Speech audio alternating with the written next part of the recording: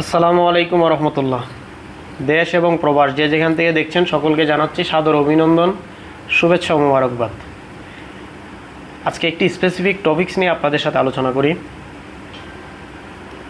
বর্তমান সময়ে সবচাইতে আলোচিত এবং হাইপ তোলা যে বিষয়টি, রিসেন্টলি এসএসসি 2025-এর রেজাল্ট হয়েছে, যেটা হচ্ছে ফেসবুক এবং সোশ্যাল মিডিয়ায়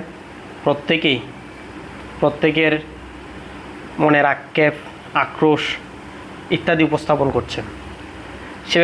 সেই ব্যাপারটা নিয়ে একটু আলোচনা করা যাক।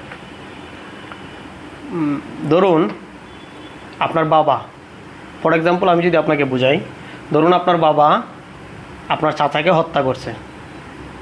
আল্লাহ না করুক, ধরুন আপনার বাবা আপনার চাচাকে হত্যা করছে।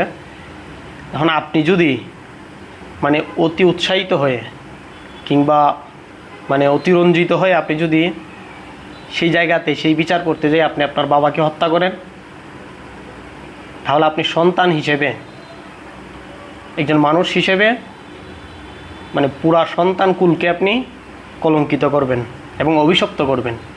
যে অভিশাপ যেমনটা আপনাকে পাবে তেমনটাই পুরা জাতি এবং সমাজকে পাবে। ঠিক তদ্রূপ আপনি যেই শিক্ষককে জুতার মালা দিছেন, আপনি যেই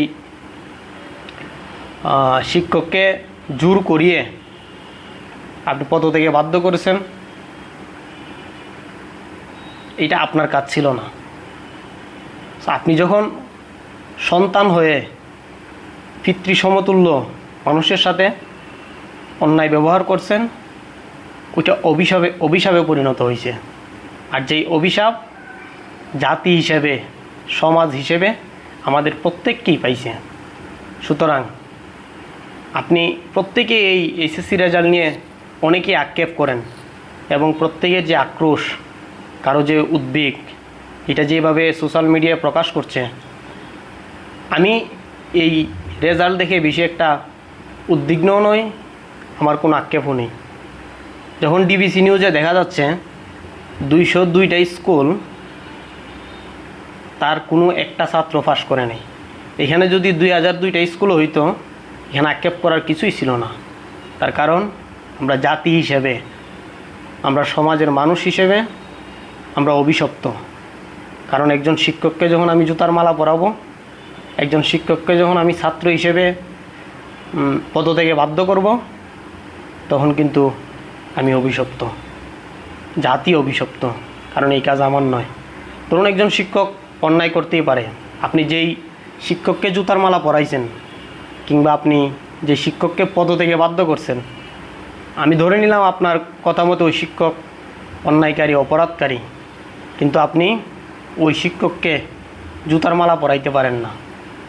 ওনার বিচার করার কর্তৃপক্ষ রয়েছে, দেশে আইন আছে, আইন শৃঙ্খলা বাহিনী আছে।